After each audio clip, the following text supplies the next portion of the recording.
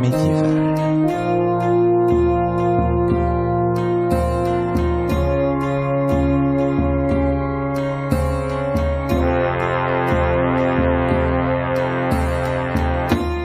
Bonjour et bienvenue pour un nouveau numéro de Fréquence Médiévale. Fréquence Médiévale, la web radio du site Histoire Images Médiévales et du magazine aussi Histoire Images Médiévales.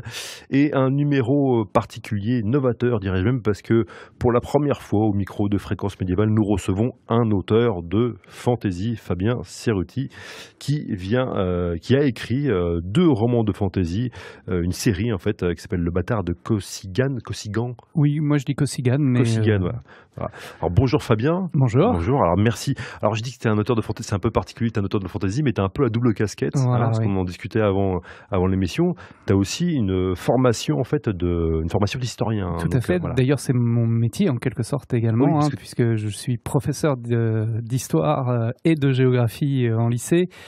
Et que j'ai eu donc la grecque en 1995. D'accord, donc et en fait mais voilà, donc toi tu as décidé de parler de fantaisie en fait, mais alors c'est une fantaisie particulière et ça c'est ça qui nous a intéressé. Donc Le Bâtard de Kosigan, donc il y a déjà 2 tomes parus aux excellentes éditions Mnemos. C'est une fantaisie particulière parce que c'est une fantaisie qui se déroule dans un royaume de France alternatif, où il y a des elfes, alors c'est toute la question, est-il ou pas alternatif, en tout cas il est présenté comme réel. Voilà, donc c'est en effet, alors c'est une suite donc 2 romans, donc le premier s'appelle L'ombre du pouvoir et le second Le fou prend le roi. Donc ces 2 romans en effet, alors parce que t'as un peu déjà défloré le sujet si j'ose dire, c'est que c'est un roman qui se passe en 2 temps, littéralement, vu qu'il y a une partie qui se passe au XIVe siècle, au début de la guerre de 100 ans. On voit des personnages comme le prince noir, qui est souvent présent, et d'autres personnages, le roi de France, qui sont là. Mais il y a aussi une partie qui se déroule à la toute fin du 19e siècle. Donc oui. C'est presque une partie, j'ai envie de dire steampunk, donc un petit peu... Steam, oui, punk pas spécialement, non, puisque l'idée c'est que le descendant du héros qui découvre les écrits de son ancêtre, lui vit dans un monde rationnel, donc proche du véritable 19e siècle. Voilà. Et d'ailleurs, ça se voit d'ailleurs, c'est intéressant de voir tu as quand même une passion pour l'histoire et une connaissance historiographique importante, c'est que dans ce 19e siècle, le descendant rencontre des historiens célèbres, par exemple Ernest Lavis, qui était un... Léopold de Lille. Alors Lavis, pour ceux qui connaissent, c'est donc ceux qui connaissent pas, c'est un des grands historiens de la fin du 19e siècle, qui a été aussi un grand producteur de manuels, un des premiers tenants, on va dire, du roman national français. Voilà. Donc ils ont été les maîtres, les professeurs du héros côté 19e, et donc ils vont essayer de l'aider à trouver trace de cette magie médiévale qu'on trouve dans les écrits de son ancêtre. Parce que en fait c'est les parties médiévales en fait les parties médiévales de tes romans reproduisent en fait le manuscrit ou les manuscrits de l'ancêtre. Les chroniques de Kosigan. Et en fait c'est une véritable enquête historique en l'occurrence. Au XIXe siècle, il y a vraiment des questions d'historiens et d'archéologues, genre qu'est-ce qui s'est passé en fait. Voilà, donc, exactement. Donc ça c'est assez fascinant. Alors justement donc c'est un roman. Alors, je vais te poser des questions qui ont l'air simples comme ça, mais qui sont pour moi très importantes. C'est que déjà, quelles ont été tes inspirations historiques? Parce que là, on est en plein XIVe siècle. Alors, c'est un royaume de France un peu différent que ce que nous connaissons, parce que par exemple il y a le comté de Champagne où la comtesse est une elfe en l'occurrence, donc c'est et on en parlait d'ailleurs, c'est assez marrant. Moi on en parlait un petit peu en antenne avant de préparer l'émission, c'est que quand on sait que le comté de Champagne au XIIIe siècle a été un endroit où il y avait par exemple beaucoup de juifs, de grosses communautés juives, et moi j'ai fait un petit parallèle en disant ça c'est étonnant, on dirait que moi quand j'ai lu évidemment le premier tome, je dis c'est une évidence en fait, il fait un clin d'œil en fait aux communautés juives, en fait les elfes. Il y a des parallèles. Et il y a des parallèles. Tu m'as dit après que c'est venu après en fait. C'était pas voulu, mais que c'est venu après. Mais justement, quelles sont tes inspirations historiques? Est-ce que tu as des lectures d'historiens, Alors des lectures pas particulièrement, mais je me suis toujours, puisque le fantastique, la fantasy était un peu ma passion de jeunesse, je me suis toujours intéressé à la magie à l'intérieur de l'histoire.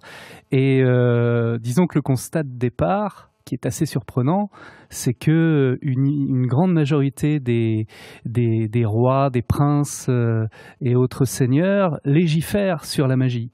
Les papes écrivent des bulles sur la magie. On en a de nombreux exemples, Grégoire IX, Innocent VIII ou Jean XXII. Ouais. Hein, c'est notamment à partir du XIVe siècle. 26. Effectivement, à partir du XIVe siècle, surtout, même si ça commence au XIIIe, avec la création de l'Inquisition, justement, en 1231, à l'époque de Saint-Louis. Qui à l'époque, l'Inquisition a un peu plus dirigée, quand même plus dirigée contre les cathares. Donc c'est pas la même chose. Tout à fait. Mais les papes, dès le XIVe siècle, font le parallèle entre la sorcellerie et l'hérésie. Ils incluent tout ce qui est sorcellerie dans l'hérésie. Alors qu'avant, oui, mais siècle, c'était quelque chose, c'était des pratiques en fait qui étaient plus ou moins acceptées. Alors plus ou moins, sachant que Charlemagne en 789, il me semble, légifère justement contre la magie. En tout cas contre la magie destructrice, parce qu'en même temps, il est en lien avec le pape Léon III, qui lui propose d'accepter certaines formes de magie. C'est là en fait la grande différence, c'est qu'en fait à l'époque carolingienne, on accepte encore, on va dire, des pratiques rituelles extra-chrétiennes en fin de compte. On dit voilà, c'est pas trop grave. Alors qu'à partir du XIVe siècle, là par contre, ça ne rigole plus. Je crois pas que ce soit qu'on les accepte. Je crois que c'est surtout qu'elles sont tellement nombreuses que même si on cherche à les empêcher, à les éradiquer, elles ne diminuent que très progressivement. Elles sont remplacées souvent. Je pense par exemple, dans mon tome 2, on parle de Saint-Éderne, c'est même l'un des éléments clés de l'intrigue. Saint-Éderne, qui est un saint chrétien, mais qui en réalité cache des croyances païennes derrière ces monastères et autres. Oui, tout à fait. Les évêques, les prêtres pratiquent une espèce de sorcellerie des campagnes, une espèce de magie de soins ou de choses comme ça. Bénédiction des récoltes, exactement. par exemple. Et ils sont évidemment critiqués par leur hiérarchie. Et voilà. Donc on a beaucoup d'exemples de cela. Et donc le point de départ, ça a été ça, c'est-à-dire de se dire comment des milliers, voire des centaines de milliers de personnes importantes dans la société, relativement éduquées, ça dépend des époques, mais relativement éduquées, peuvent s'être trompées à ce point. Donc ça, c'était le point de départ. Ensuite, la question c'est, et si elles ne s'étaient pas trompées, et que, entre leur époque et la nôtre, quelqu'un, une force, une puissance, une organisation, et détourner, modifier, changer l'histoire. Parce qu'après tout, qu'est-ce qui nous reste?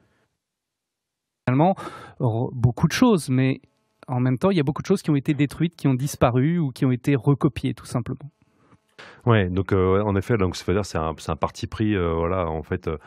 D'interrogation fantastique en fin de compte. Voilà. Alors ça, c'est la toile de fond, parce que l'histoire, elle, est beaucoup plus romanesque, romancée, une histoire effectivement d'espionnage au Moyen-Âge. On se croirait presque dans du Dumas, matinée James Bond, mais avec de l'armure, avec des armures. Donc mais dans un monde qui ressemble vraiment à ce qu'était le Moyen-Âge, avec la codification des tournois, avec les rapports entre les classes sociales qui sont beaucoup plus proches de la réalité que ce qu'on trouve la plupart du temps dans les œuvres de fantasy.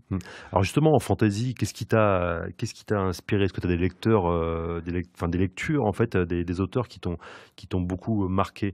Alors, oui, il y en a beaucoup, mais dont je me suis inspiré ici, probablement, curieusement, plutôt le Trône de Fer, qui est relativement récent. C'est ce que j'allais dire, en fait. On a commencé, lui et moi, à peu près en même temps.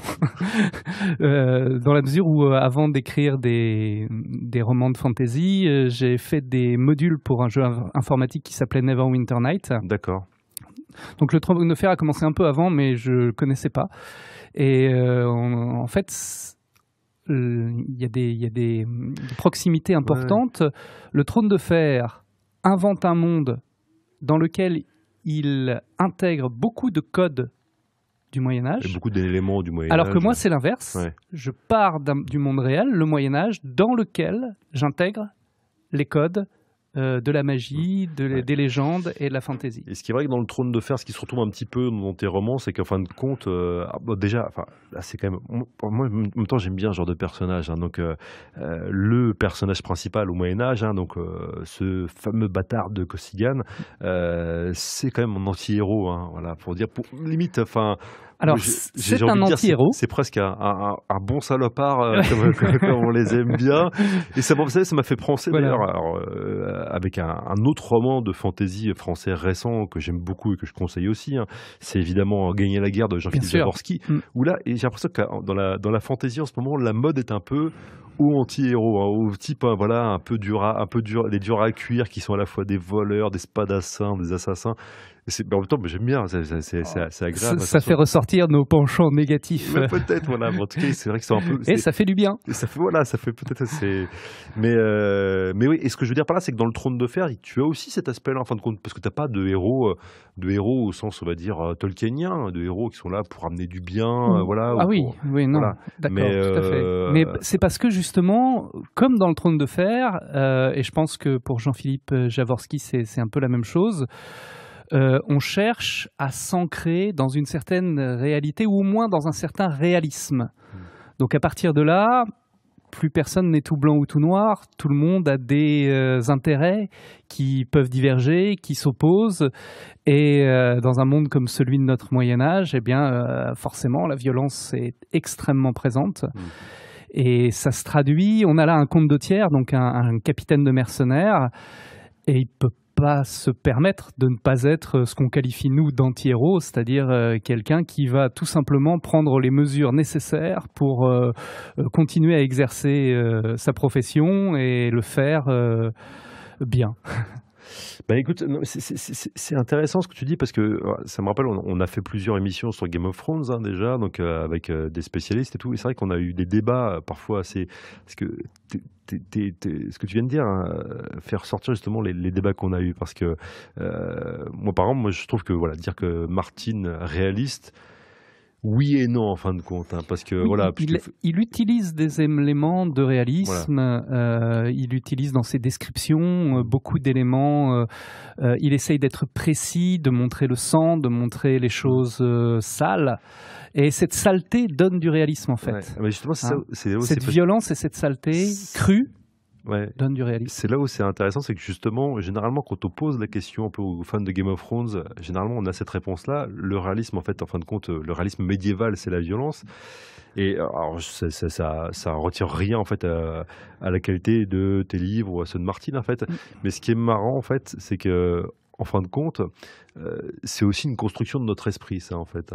Parce que ça ne veut pas dire que le Moyen-Âge était une époque pacifique. Voilà. Évidemment, il y a de la violence, mais au XXe siècle aussi, il y a de la violence, en fin de compte. Je crois que c'est sans comparaison. C'est sans comparaison. Entre les deux guerres mondiales. Moi, je me souviens que c'est ma chère professeure Colette Beaune qui m'a... Voilà. Colette Beaune qui a rédigé une magnifique biographie de Jeanne d'Arc à mettre entre toutes les mains. Fabuleuse, et qui nous avait en son temps fait les cours sur la société au Moyen-Âge, et qui nous montrait la violence de cette société, notamment dans les rapports aux femmes, où on avait des rapports à Dijon qui prouvaient qu'on avait à peu près la moitié des jeunes filles, je cite de tête, donc je me trompe peut-être légèrement sur le chiffre, mais à peu près la moitié des filles de Dijon qui étaient violentées avant l'âge d'une quinzaine ou d'une quinzaine d'années, disons. Ouais, alors là, c'est des chiffres, j'en ai entendu aussi parler de ces chiffres-là. Après, c'est peut-être à relativiser par rapport à des enquêtes récentes. Je pense qu'on en a parlé, on a fait une émission sur l'histoire des femmes. Juste pour finir, surtout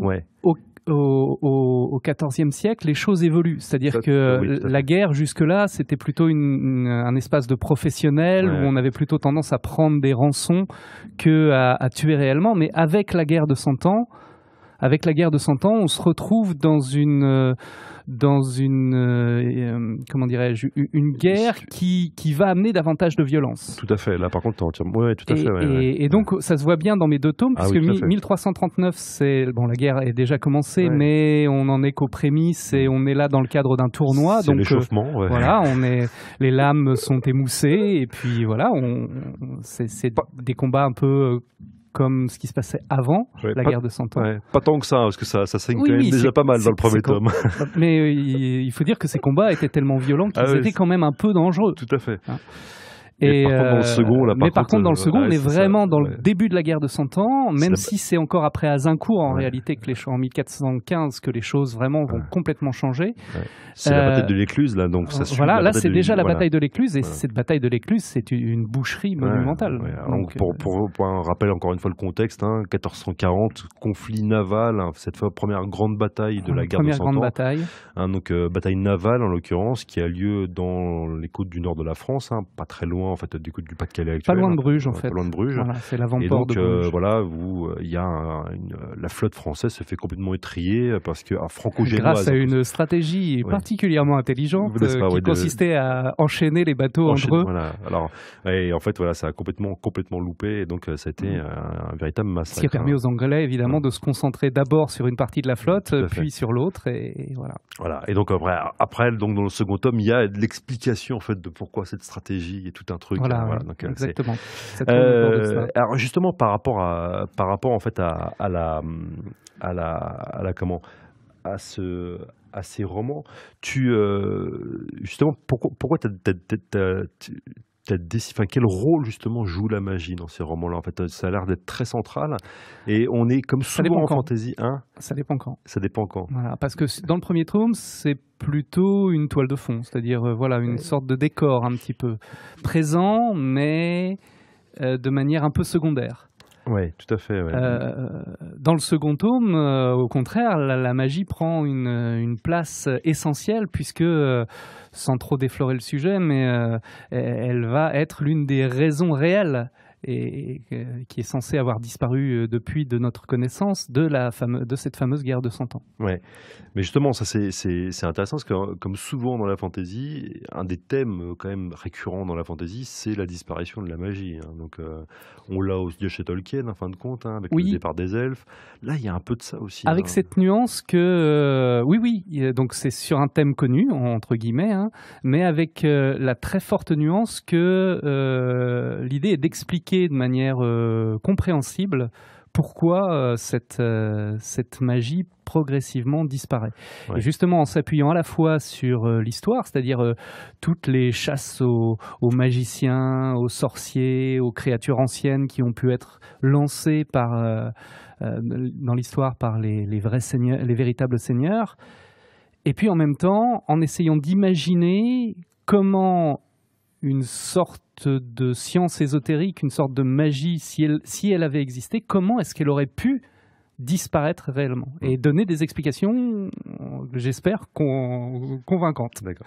Alors je vais justement citer un beau passage, donc c'est dans le premier tome, l'ombre du pouvoir. Et là c'est Pierre de Kossigone, qui est le héros mais médiéval.